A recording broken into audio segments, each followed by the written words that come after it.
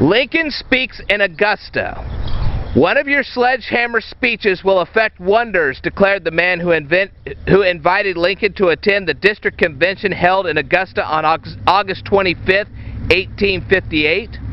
Putting aside concerns that it might be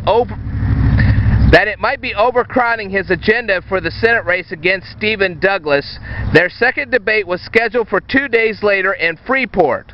Lincoln came anyway.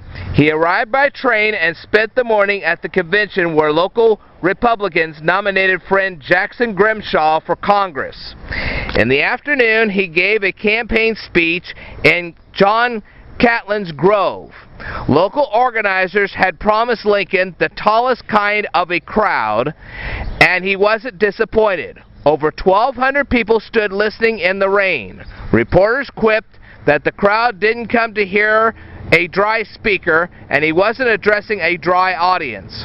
Republicans anticipated winning in Augusta by a large majority. So when their majority turned out to be just 3 votes, they suspected fraud. This damn town came very near to fleeing the camps of the Democrats, complained one disgruntled Republican.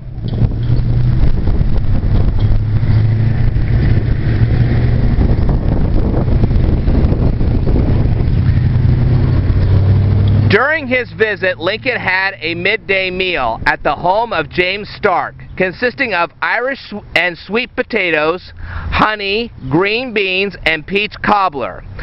Always the savvy politician, Lincoln reportedly declared he could eat a gallon of the beans if they were cooked as good as Mrs. Stark cooked them. 2 years later, Stark became an Illinois president-elector. In Springfield on December 5, 1860, he joined fellow electors in officially casting Illinois' electoral votes for Lincoln, afterwards eating dinner with the president-elect.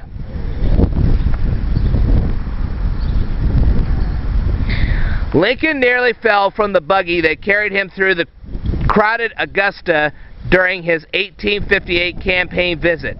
The driver, John Catlin, reported that whenever Lincoln stood to acknowledge cheers, he startled the horses that were unaccustomed to such a tall passenger, causing them to jerk the buggy, forcing Lincoln to grab Catlin's shoulder for support to avoid tumbling out.